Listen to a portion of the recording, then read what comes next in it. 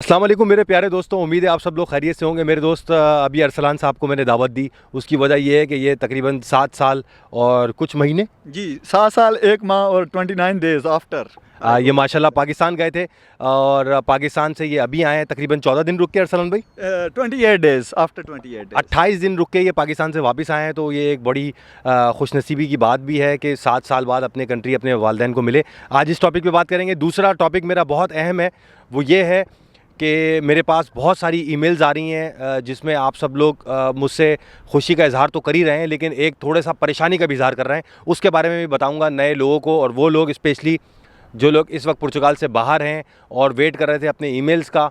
ठीक है, तो वो किस बात के लिए परेशान है वो भी आपसे जिक्र करूंगा। तो आए वीडियो शुरू करते हैं। अभी अरसलान भाई से सबसे पहले ये शॉर्टली पूछूंगा कि भाई ये बताएं, 7 साल बाद जब अपनी गलियों में वापस गए और जब हम अपने कंट्रियों में वापस जाते हैं फॉर एग्जांपल, तो बहुत सारे लोग कहते हैं कि यार अब तो आपको यूट्यूब पे भी माशाल्लाह वहाँ बड़े फॉलोइंग कर रहे हैं लोग, आपको बड़ी मोहब्बत कर रहे हैं आपके इलाके से भी।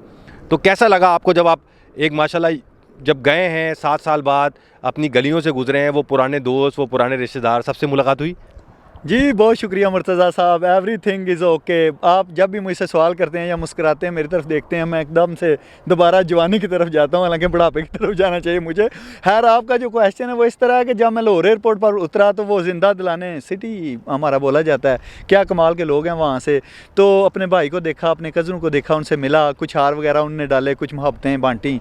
तो जब अपनी गलियों में एंटर हुआ, सबसे मज़ाक है बात ये थी कि आधी गलियाँ सुनसान, आधी वीरान, आधी आबाद, मतलब कुछ लोग दुनिया से जा चुके थे। 7 साल का अरसा बहुत ज़्यादा होता है। कोई 60 ईयर प्लस जो हमारे फैमिली मेम्बर थे वो जा चुके थे। बहुत ज़्यादा मेरे मतलब जो बच्चे मैं बिल्कुल छोड़ के आया था वो बहुत बड़े हो चुके थे। जो 12 ईयर के छोड़ के आया था वो 18 पे चले गए थे। मतलब सिस्टम ही एक दफ़ा 360 पे एंगल हो। कुछ लोग जो है माशाल्लाह वो गुस्से में भी थे, कुछ दोस्त यार करीबी, या सब खुश थे कि यार नहीं होता है ना सम टाइम। ये दुनिया में ना जो जेलस होने वाले लोग हैं पूरी दुनिया में, इवन जन्नत में भी लोग लग बुलिंग कर रहे होंगे। यार हमारी फैमिली में माशाल्लाह ज़्यादातर 99% लोग जो हैं वो पॉजिटिव हैं और माशाल्लाह बहुत ज़्यादा मोहब्बतें बांटी गई हैं। जी ज़बरदस्त। तो चलें, अच्छा एक्सपीरियंस रहा आपका माशाल्लाह। और सुनने में आ रहा है पाकिस्तान में तबाहकुन महंगाई हो गई है, तो इसमें आप अभी ग्राउंड से वहाँ से फ़ौरन वापस आए, तो आपको क्या कहते हैं कि वाकई लोगों का सर्वाइव करना मुश्किल है वहाँ आजकल?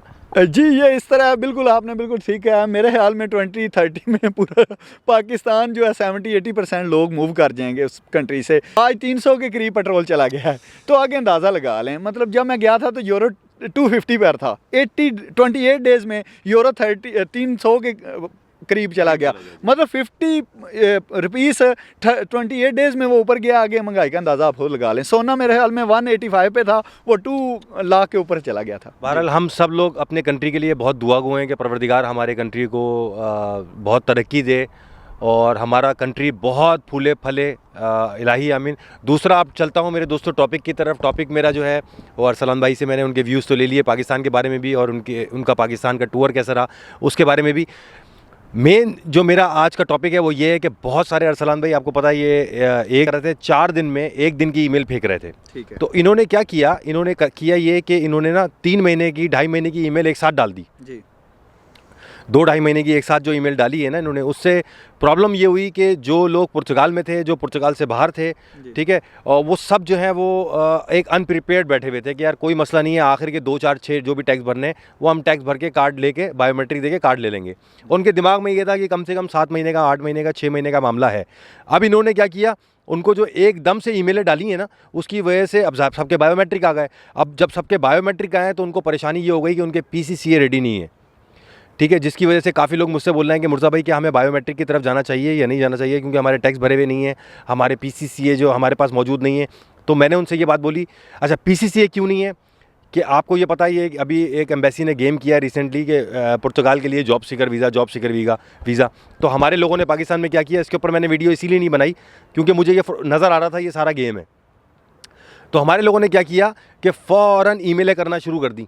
ठीक है, जायरीज़ को, एम्बेसी को कि भाई हमें अपॉइंटमेंट दो, हम ये एप्लीकेशन देना चाहते हैं। वो पाकिस्तानियों ने हमारे इतनी बड़ी तादाद में ईमेल्स की हैं कि उन लोगों ने क्या किया कि उनकी जो ईमेल्स बॉक्स है वो फुल हो गए, स्लॉट्स फुल हो गई। अब वो लोग जो कि यहाँ पुर्तगाल में बैठे हैं और उनके 4 दिन बाद, 5 दिन बाद, 6 दिन बाद की जिनके अपॉइंटमेंट हैं, वो उनको अपॉइंटमेंट नहीं मिल रही एम्बेसी से PCCA अटेस्ट कराने की। तो वो इतना परेशान है, कह रहे हैं मुर्जा भाई हम क्या करें, हमारे डॉक्यूमेंट कंप्लीट नहीं है, हमारे पास टैक्स कंप्लीट नहीं है, हमारा PCCA अटेस्ट नहीं है, हम क्या करें। तो मेरे दोस्तों, अपने चैनल के तवज्जुह से मैं आपको ये बात बताना चाहता हूँ कि मैं यहाँ पे, आपको पता है, टेस्ट ऑफ पाकिस्तान में बैठता हूँ, तरह तरह के केसेस रोज़ाना देखता हूँ, लोगों से मिलता हूँ, उनकी बातें मुझे पता लगती हैं। एक बात अपने कान खोल के सुन लीजिए, याद कर लीजिए कि अगर आपका बायोमेट्रिक की डेट फॉर एग्जांपल परसों है और आपका पीसीसीए नहीं है, आपके टैक्स भरे हुए नहीं हैं, लेकिन फिर भी आप बायोमेट्रिक की तरफ ज़रूर जाएं।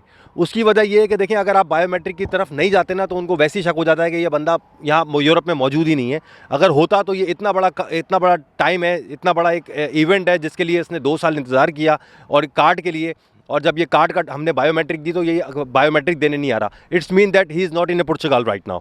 तो आप यकीन कर लें, आपके पास टैक्स हो ना हो, आपके पास पीसी रेडी हो ना हो, अपने बायोमेट्रिक को मिस नहीं करें। आप ऑन टाइम जाएं, सेफ ऑन टाइम जाके अपने बायोमेट्रिक दें उनको, ठीक है। अगर वो आपसे ये सवाल करते हैं कि भाई आपका पीसी से कंप्लीट क्यों नहीं है, तो उसको वो स्क्रीनशॉट दिखाएं कि देखें सर, ये हमने उसको एम्बेसी को ईमेल की हुई थी और एम्बेसी ने हमें बोला कि स्लॉट फुल है, अभी वहाँ पे इतना पुर्तगाल की एम्बेसी में पाकिस्तान में रश है हाई कमीशन में कि हमें अपॉइंटमेंट नहीं मिल रही है और आप लोगों ने मेल इतनी तेज़ कर दी है तो हम मजबूर हैं, हमें थोड़ा टाइम दे दें, हम ये सबमिट करा देंगे। होगा क्या, वो आप पे लगाएंगे अगर टैक्स भी आपके पास नहीं है तो वो आप पे क्या करते हैं, उसका प्रोसेस ये है सिंपली कि वो आपको एक फालता बना के दे देंगे, उस पर 200, 250, 300 वो आपको फ़ाइन लगा देंगे।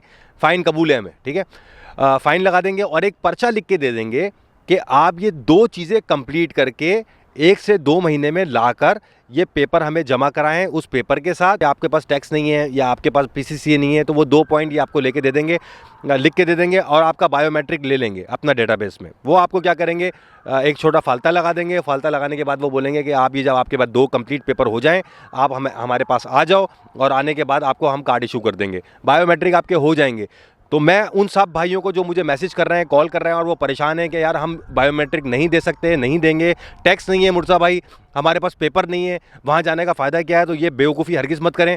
अपने टाइम पे ऑन टाइम वहाँ जाएं, बायोमेट्रिक दें, जो पेपर। अच्छा, मेरे पास ऐसी मिसालें भी मौजूद हैं। अभी मैंने अरसलान भाई के चैनल पर एक छोटा सा इंटरव्यू दिया है, तो उसमें मैंने ये मिसाल भी दी है कि मैं एक लड़के से मिला, मुझे ये बात नहीं बोलनी चाहिए, लेकिन वो माल्टा में बैठा हुआ था वर्क परमिट पे, उसने वहीं से बैठे बैठे अपना ये सारा प्रोसेस करवाया था।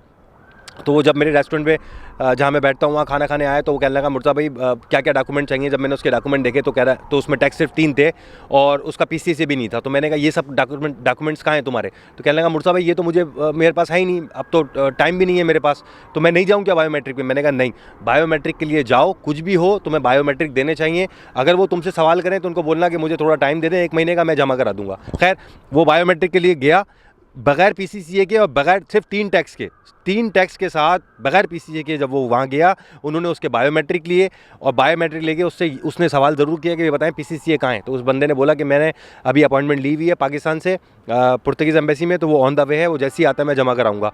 तो अरसलान भाई बगैर उसके जमा कराए, बाखुदा मैं हल्फिया कह रहा हूँ, उसका रेजिडेंस कार्ड आया, उस लड़के ने मुझे दिखाया भी है।